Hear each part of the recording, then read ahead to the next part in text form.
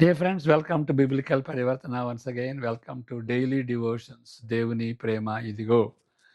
December 31 సంవత్సరాంతంకి వచ్చాము మనం. దానికి చెందినటువంటి వాక్య భాగం ప్రకటన గ్రంథం 22వ అధ్యాయం.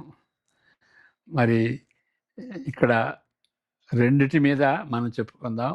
2వ దినవృత్తాంతాలు 36, ప్రకటన గ్రంథం 22.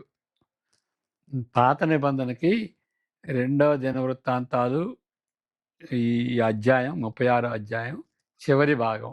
పాత నిబంధనకి ఇది చివరి భాగం. ప్రకటన గ్రంథం 22 క్రొత్త నిబంధనకి చివరి భాగం. అదేంటంటే అట్లా అంటారు, మలాకి కదా అని అనుకోవచ్చు. కానీ హెబ్రీ బైబిల్ బట్టి 2వ దినవృత్తాంతాలు అది చివరి గ్రంథం. తర్వాత సెప్టోజెంట్ వచ్చి ఎలెక్సెక్స్ అంటారు కదా, సెప్టోజెంట్లో దాని ఆర్డర్ మారింది. హెబ్రీ బైబిల్ ప్రకారం ఇది చివరి భాగం. పాత నిబంధనకు దినవృత్తాంతాలు చివరి భాగం. కాబట్టి పాత నిబంధనకి చివరి భాగం, క్రొత్త నిబంధనకి చివరి భాగం. మనం ఈ పరాకాష్ఠకు వచ్చేసేసాం, చివరి దినానికి వచ్చాం. మరి అంతేకాదు, మనం చదువుకున్నప్పుడు మనం తెలుసుకున్నది ఏంటంటే, ఈ తరుణమును పోగొట్టుకుంటే మనకు వేరే గతి మరి ఉండదు. ప్రార్థన చేసుకుందాం. May the words of my mouth and the meditation of our hearts be acceptable in thy sight, our rock and redeemer. Amen. మొదటి 5 వచనాలు చదువుకుందాం. ప్రకటన గ్రంథం 22వ అధ్యాయం మొదటి 5 వచనాలు. మొదటి వచనం, ఇది 2వ వచనం. మొదటి వచనం చదువుకుందాం. మరియు స్ఫటికము వలె మెరయునట్టి జీవ జలముల నది దేవుని యొక్కయు గొర్రెపిల్ల యొక్కయు సింహాసనమునొద్ద నుండి ఆ పట్టణపు రాజవీధి మధ్యను ప్రవహించుట ఆ దూత నాకు చూపెను. ఆ నది యొక్క ఈవలను ఆవలను జీవవృక్షం ఉండెను. అది నెల నెలకు ఫలించుచు 12 కాపులు కాయును. ఆ వృక్షం యొక్క ఆకులు జనములను స్వస్థపరచుటకై వినియోగించును. ఇక మీదట శాపగ్రస్తమైనదేదియు దానిలో ఉండదు. దేవుని యొక్కయు గొర్రెపిల్ల యొక్కయు సింహాసనము దానిలో ఉండును. ఆయన దాసులు ఆయనను సేవించుచు ఆయన ముఖదర్శనము చేయుచుందురు. ఆయన నామము వారి నొసళ్ళ యందుండును. రాత్రి ఇక నెన్నడూ ఉండదు. దీపకాంతి అయినను సూర్యకాంతి అయినను వారికి అక్కర లేదు. దేవుడైన ప్రభువే వారి మీద ప్రకాశించును. వారు యుగయుగములు రాజ్యము చేయుదురు. ఇక లాస్ట్ 5 వచనాలు అంటే 17 నుండి 21 వరకు. ఆత్మయు పెండ్లి కుమార్తెయు రమ్ము అని చెప్పుచున్నారు. వినువారును రమ్ము అని చెప్పవలెను. దప్పికొనిన వారిని రానిమ్ము. ఇచ్చయించు వారిని జీవజలమును ఉచితముగా పుచ్చుకొననిమ్ము. ఈ గ్రంథమందున్న ప్రవచన వాక్యములను విను ప్రతి వారికి నేను సాక్ష్యమిచ్చున్నది ఏమనగా, ఎవడైనను వీటితో మరి ఏదైనాను కలిపిన ఎడల ఈ గ్రంథంలో వ్రాయబడిన తెగుళ్ళు దేవుడు వానికి కలుగజేయను. ఎవడైనాను ఈ ప్రవచన గ్రంథమందున్న వాక్యములలో ఏదైనాను తీసివేసిన ఎడల దేవుడు ఈ గ్రంథములో వ్రాయబడిన జీవవృక్షములోను పరిశుద్ధ పట్టణములోను వానికి పాలు లేకుండా చేయును. ఈ సంగతులను గురించి సాక్ష్యమిచ్చువాడు అవును, త్వరగా వచ్చుచున్నాడని చెప్పుచున్నాడు. ఆమెన్. ప్రభు అయిన యేసు రమ్ము. ప్రభు అయిన యేసు కృప పరిశుద్ధులకు తోడయ్యుండును గాక. ఆమెన్. ఈ సంవత్సరం చివరి రోజు వరకు ఏర్పరిచిన 2 ప్రాథమిక భాగాలు అంటే ఇది ఇది ఈ 2 భాగాలు మన నిరీక్షణ ఎట్టిదో వ్యక్తపరుస్తున్నవి. మన నిరీక్షణ ఎలాంటిది?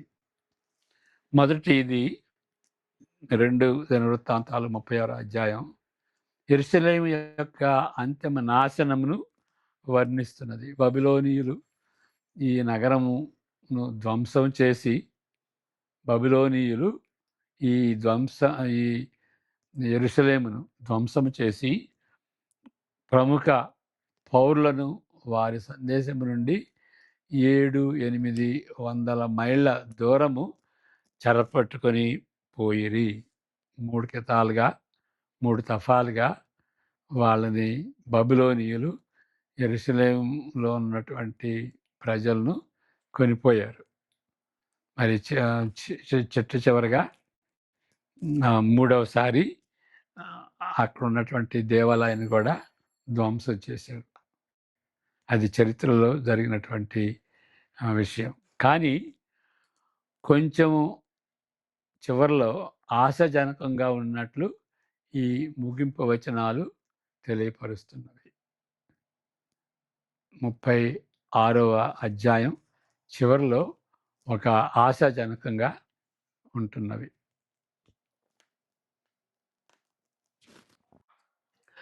పారసీక దేశపు రాజైన కోరేషు ఏలుబడియందు మొదటి సంవత్సరమున ఇర్మియా ద్వారా పలుకబడిన తన వాక్యమును నెరవేర్చుటకై యెహోవా పారసీక దేశపు రాజైన కోరెషు మనస్సును ప్రేరేపింపగా అతడు తన రాజ్యమందంతటను చాటించి వ్రాత మూలముగా ఇట్లు ప్రకటన చేయించెను.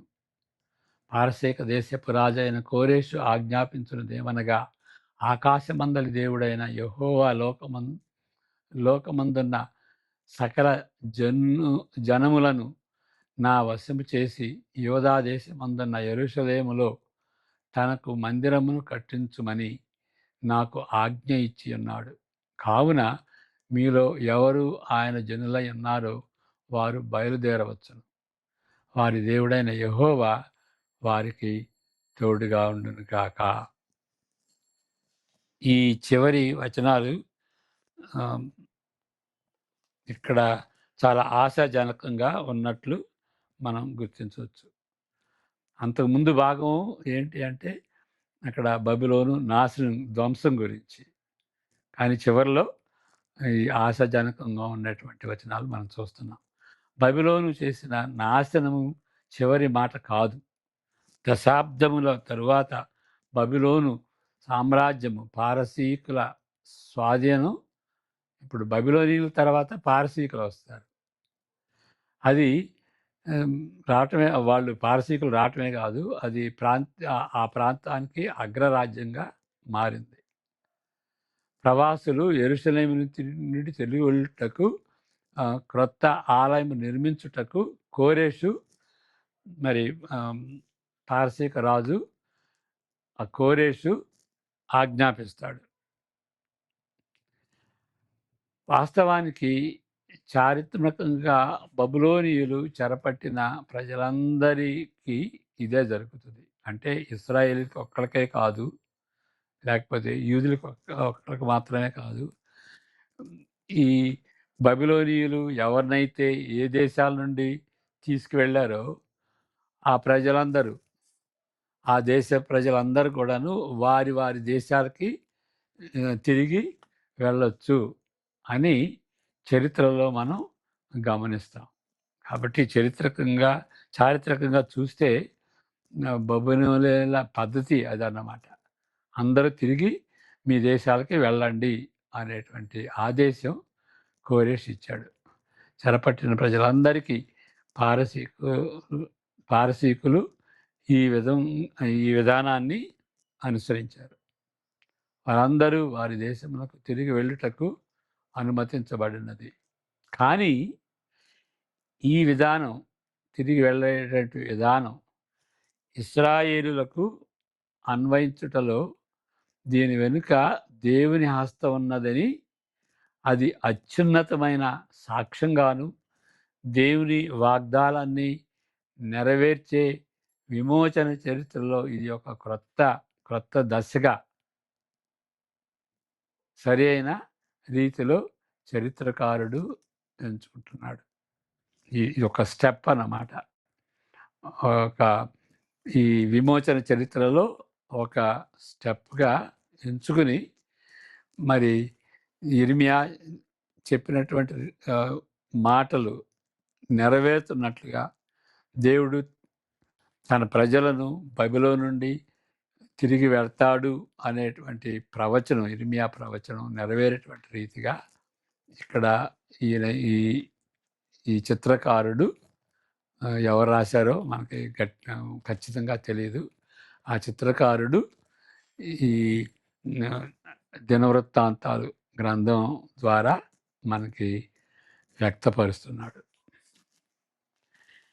ఇక్కడ అది కాబట్టి ఆశాజనకంగా ఉండేటువంటిది. 36వ అధ్యాయం, 2వ దినవృత్తాంతాలు 36వ అధ్యాయం.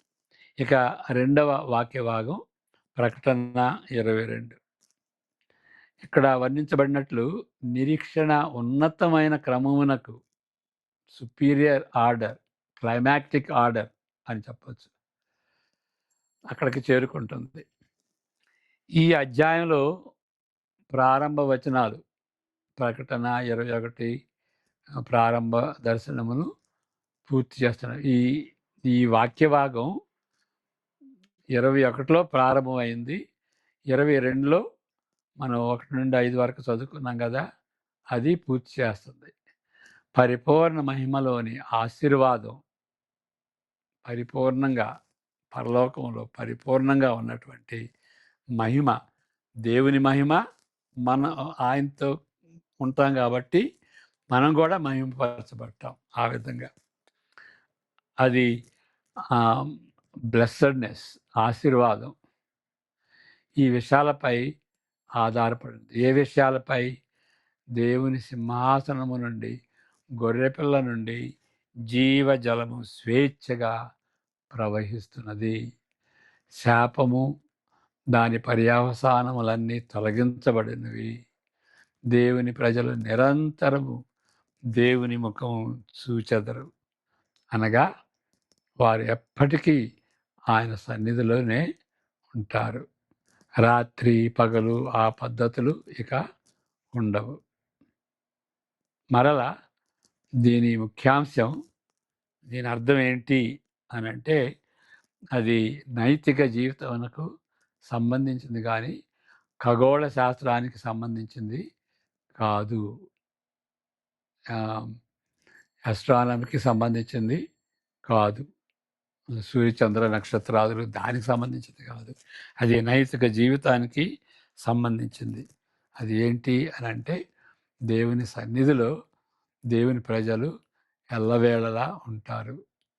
ఆయన వెలుగులో ఇక రాత్రి పగలు అనేది ఏమీ ఉండదు. మంచి చెడు, కాంతి చీకటి పద్ధతులు ఇక ఉండవు. ఎందువలన? దేవుని కాంతిలో అందరూ జీవిస్తారు.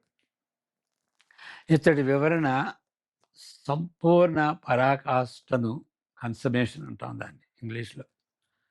ఇక్కడ ఉన్నటువంటి వివరణ, పరలోకపు వివరణ, అది సంపూర్ణమైనటువంటి క్లైమాక్టిక్ పాయింట్.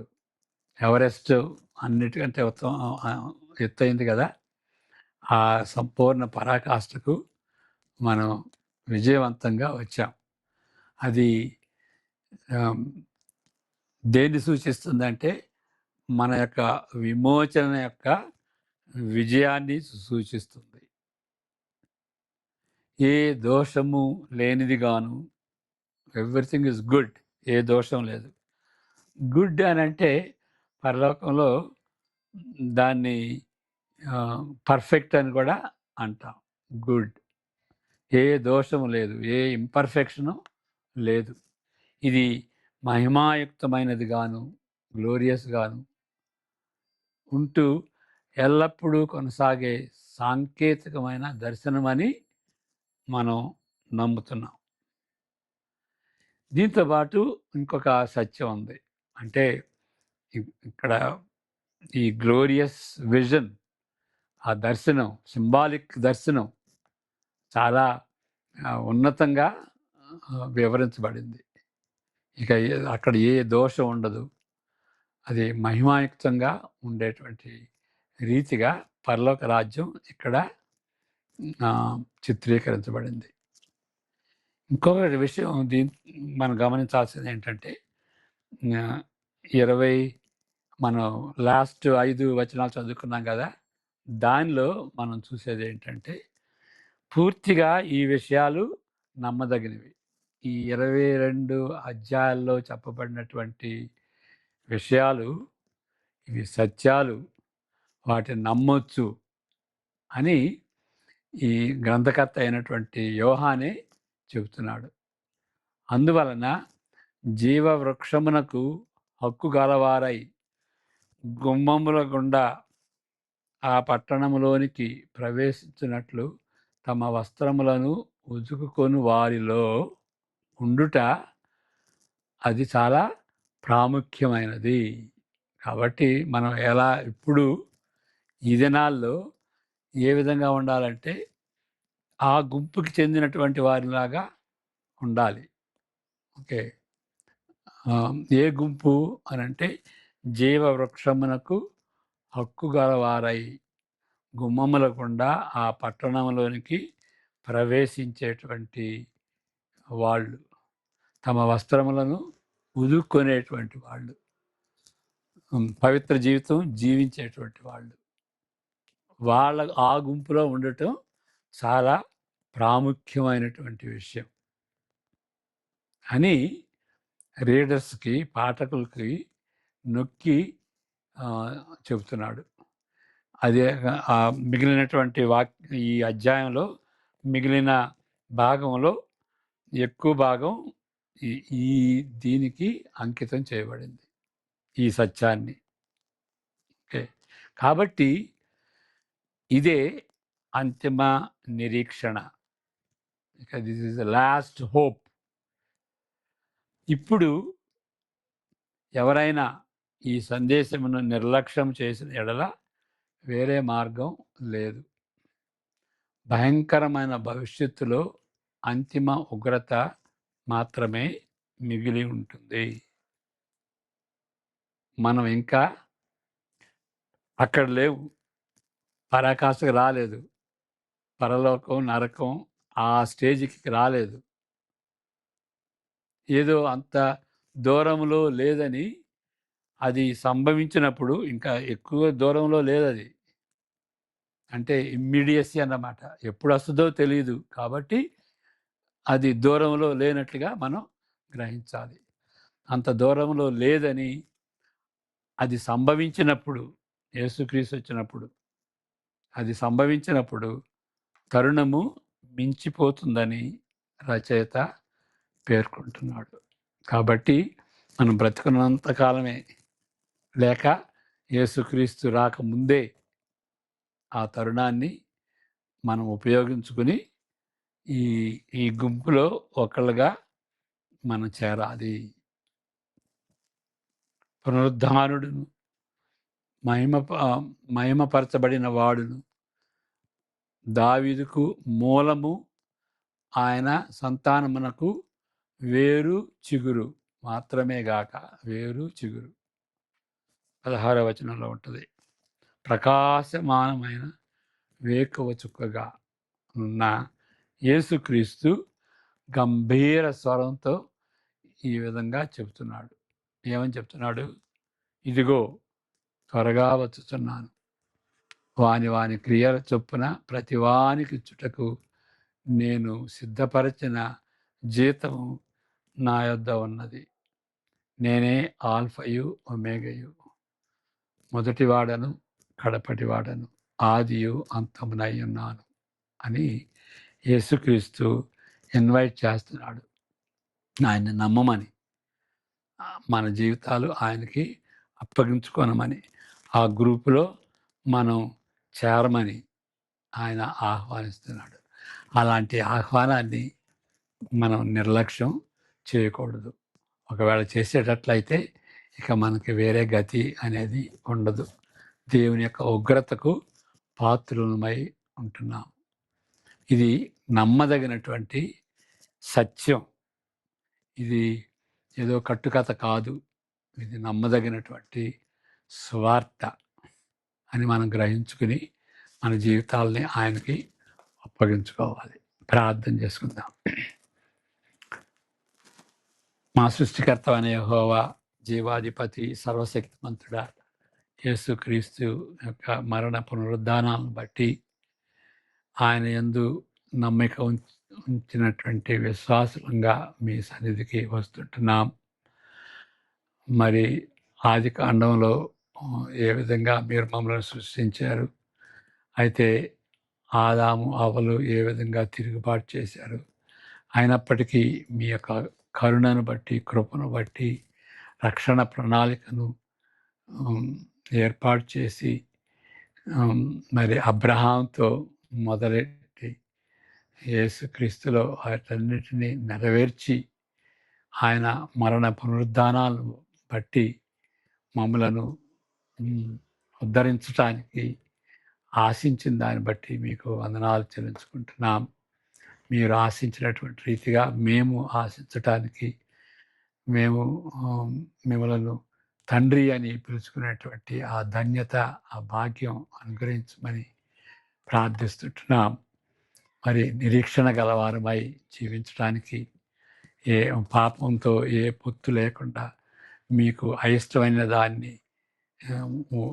దాని నుండి మరి పారిపోవులాగున బబిలోను నుండి ఏ విధంగా వాళ్ళు దూరంగా వెళ్ళాలో ఆ విధంగా దుష్టత్వానికి, పాపానికి దూరంగా ఉంటూ దాన్ని అసహించుకుంటూ జీవించడానికి మీ కృపను అనుగ్రహించమని, మరి పరలోక సంబంధమైనటువంటి ఆ యొక్క ఆశను, ఆ యొక్క నిరీక్షణను మా ముందు వచ్చిన దాన్ని బట్టి మీకు వందనాలు చెల్లించుకుంటూ, యేసుక్రీస్తు మా నిమిత్తమై మరణించిన దాన్ని బట్టి కృతజ్ఞత హృదయాలతో మీ సన్నిధికి వస్తూ మా జీవితాలను మీకు అంకితం చేసుకుంటూ, మా ప్రభువును రక్షకుడైనటువంటి యేసుక్రీస్తు అతి పరిశుద్ధనామమున వేడుకుంటున్నాం తండ్రి.